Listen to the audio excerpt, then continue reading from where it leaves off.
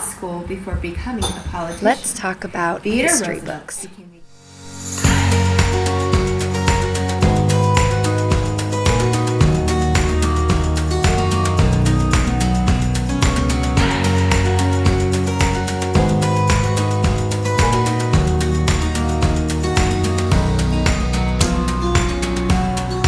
Put it where the quote is. It's sticking out. Hello and welcome back to my channel and podcast. If you are new here, my name is Jessica Smith and I help you simplify home education so you can work wonders in your home. This video is a part of a series where I talk about individual subjects and how to teach them at home. And today I'm talking about history. So in the last video, I talked about why and a little bit about how to teach history. And it was getting long, so I thought I'm going to split it up a little bit. So I'm going to talk a little bit more about how to teach history as well as what books you would use. So Charlotte Mason used three living books in her education, or in her schools, I mean. So she used a spine, which is a broad overview of a time period, and then she used biographies, and then she also used historical fictions, which were also kind of considered part of history, but also literature. So, for example, David Copperfield or Oliver Twist would be it's a historical book, it's historical fiction, but it's also literature as well. So she said, meaning Charlotte Mason, said that history and literature should go pari passu, I think is how you say that French term, meaning hand in hand. So you want to read literature that goes with the same time period. So historical fiction as well as just classics go well with history. So let me give you some examples of some spines that you could use. So our favorites for American history are by Steve Sheinkin. This one is on the Civil War, Two Miserable Presidents. The little background on Steve Sheinkin, he used to work for school publishing companies, and he would find all the information that they needed for their textbooks, and he included a ton of really cool stories.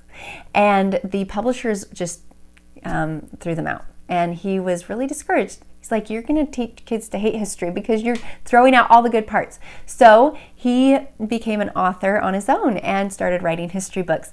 And I can tell you that his history books are full of interesting facts and he's a great storyteller. And my boys love it.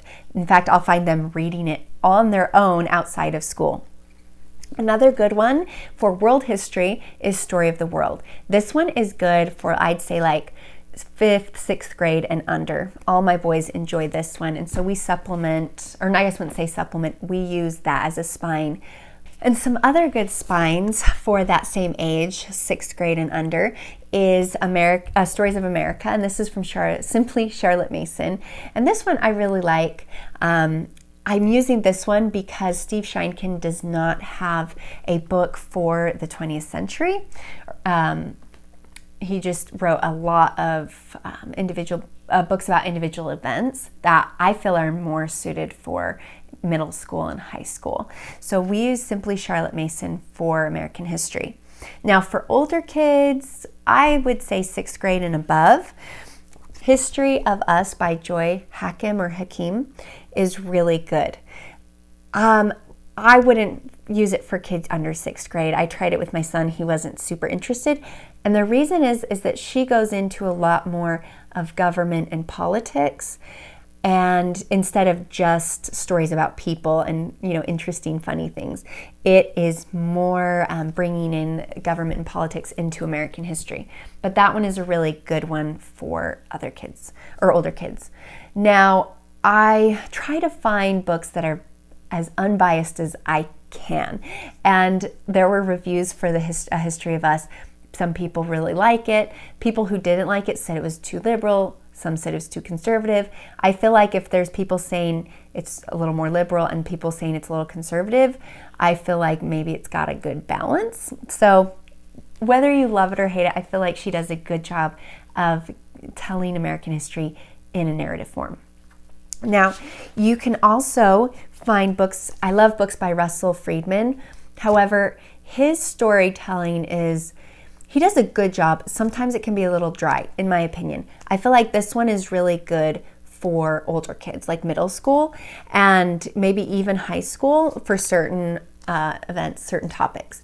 So these ones would be a good spine for certain time periods or events. So the Children of the Great Depression, this one was really good. It just has a lot of photographs, which I think is really good for primary sources, and talks about certain time periods. There's this one, there is one about kids at work, so it talks about like Mother Jones and all of the factories in like the turn of the 20th century when children were at work, and then the laws that were eventually put in place to protect children and make it able for them to go to school. So there's that one. There's this one. There's a fabulous one about World War II and the resistance movement of Germans in Germany. And so you could take a lot of these and put them together and create a good spine for the 20th century. And I think there's some for 19th century as well. So that's by Russell Friedman. Now, those are spines, and there's a lot of good ones. Nothing New Press does really good ones for ancient history, medieval history, and that I'll link all of these in the description box below. And also, if you love book lists, I have a lot of book lists for all the different time periods or even events on my website. I'm going to be the newest one is going to be the Civil War, because that's what we learned about last term. So if you want book lists, go ahead and check out my website, and I'm going to have a master list of all my absolute favorite books for history. And you can put your email in and I will send that directly to your inbox, so you have everything there and you can print that off.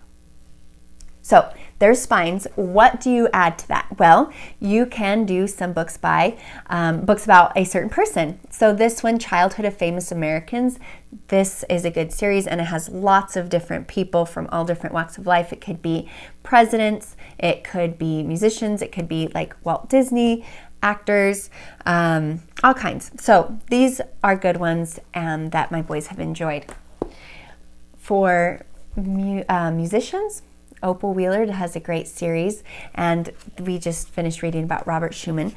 Now, we don't read these for our composer study. If you have no idea what that is, it's just once a week we listen to a song by a composer that I have chosen to focus on for that term. We don't do that. If my boys are interested in learning more about the composer, they can choose a biography and use that for their historical or history biography. Then some other books, like I talked about, that would be considered literature or historical fiction, but can also be read for history. So this one is a great one about Pakistan and India splitting into two different countries after World War II. Really good book. Again, it's a historical fiction, so it's not something you would want to read as your history, but it's a good supplement. And there are so many good historical fiction books out there. If you want an exhaustive list for different grades, I have tons of books in my curriculum guides for Form 1 and Form 2. I have picture book biographies, I have historical fiction, I have spines, everything for those certain grades and ages. Now, you want to use living books as the main part, the meat, the main dish, I could say, as for your lessons. So you want to choose really good books that keep your child wanting to keep reading. And again, Charlotte Mason called those living books, and that's what you read for your lesson. I like to ask my child, before we start a lesson, what do you remember happened last time? What can you remind me of what happened in our last reading or our last lesson? Or you could say, okay, so we left off with so-and-so and they were about to do this. What do you think is going to happen now? And that's how I start our history lesson. You could also look at a map. You could say, okay, last time we left off, General Sherman was here, this part of Georgia, and he moved down from here. Or this general was right outside of Gettysburg. Do you remember what happened? What do you think is going to happen now? So these are all cognitive science tools that have been proven to help people learn better. Number one, having them retrieve past knowledge or facts or whatever it is. So asking your child to remind you of what happened last time is really important. Sets the story up. Having them do it is important. You shouldn't be reminding them of what happened. If they can't remember, try looking at a picture from the book or saying, okay, the name of the chapter we read last week was da-da-da. That will help them, but you don't want to tell them, okay? They need to do the work of their education. Then asking them to predict what's going to happen next is going to make them much more interested in what happens. It seems so simple, but asking them, what do you think is going to happen, makes them think about, okay, what has this person done in the past? What are the other moving parts of this story? What could happen? And then they're invested. They want to know what happened. Will I be right? It's just, human nature. So that's how you can set up a story. Again, looking at a book, you could also show them a picture and say, okay, what are some questions you have about this? I've used that before, shown them a picture. Try to see if I have it here. I don't. Showing them a picture and asking them to brainstorm questions about it and say, okay, we're going to find out more about this picture in this lesson. It's super easy. It takes less than 5 minutes to just set up this lesson, but get them excited to know what's going to happen or why this picture is the way it is and who that person is, and etc. Now, after you've read, now you don't want to keep interrupting. If you're reading aloud to your child, just read and let them ask the questions, let them tell, let them predict. You want to just be reading aloud to them. If your child's old enough to read, have them read their book. And when they are done, either reading a certain amount of pages or chapters, or if you do it by time after their time is over, you want them to come back and tell you what they learned about. And so just asking them, okay, tell me what you read about in this chapter. Tell me what General Sherman decided to do, or General Lee, and then having them narrate to you. Now, if you've read the chapter, you could give them a little bit more directed prompts. You could say, okay, tell me about the Battle of Gettysburg. Tell me about the infantry from Maine. And I do that with my children. I try to pre-read a lot of the history books and have just a couple notes written down, so I have a little bit more of more direction for my narration prompts. And if you don't have time to read it, that is okay. Just ask, tell me about what happened in this chapter. What did you find interesting? What did you find surprising? And let them narrate. Now, you want him to be, again, narrating. You don't want to be the one telling him what he learned. You don't want to be the one asking really pointed questions like, what was the name of this general's horse? What was the name of what was the name of the river they crossed? You want to be asking open-ended questions.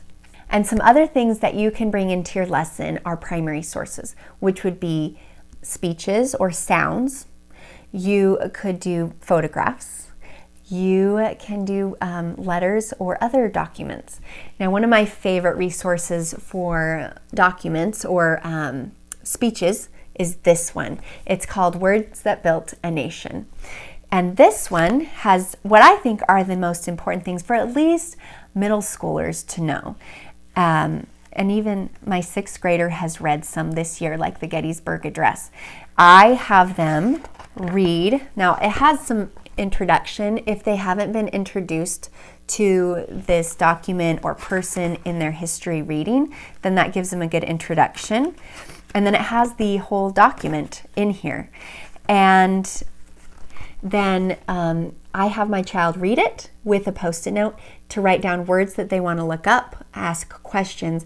I have them write down some things they wonder. So I'm like, okay, just think of wonder. I wonder what that word means. I wonder why they use this phrase. I wonder. I want them to write down, and I require them to at least do 1 or 2 questions they have to think about later on. And so that's how we do primary sources. I also like to discuss it after. So that could take the place of a reading for that day's history lesson. So you could introduce, this is, the document that we heard about we read about in the last lesson. We're actually going to read it, and then you're going to write down questions. We're going to discuss it and have them narrate. What did they notice about the document? What do they wonder? What does this document remind them of? And that brings me to one more thing. At the end of a lesson, I like to ask my children, what does this remind you of? Now, you don't have to say this. You could say, what does this war remind you of? What does this battle remind you of? Who does this person remind you of? what did this phrase remind you of, this photo? Having them relate what they've learned today to other things is going to create more connections in their web of knowledge. Now, Charlotte Mason said that education is the science of relations, and so it is super important to create those connections and a stronger web. And they're going to actually remember things more if they have made connections to other things. So those are just some ways that you can teach history. Those are a few of my favorite books. Again, if you want to get more books on history, you can look at my website, or you can click on the link, enter your email, and I will send the book list to you. If you like this video, don't forget to subscribe and hit the notification bell so you're notified whenever new videos come out.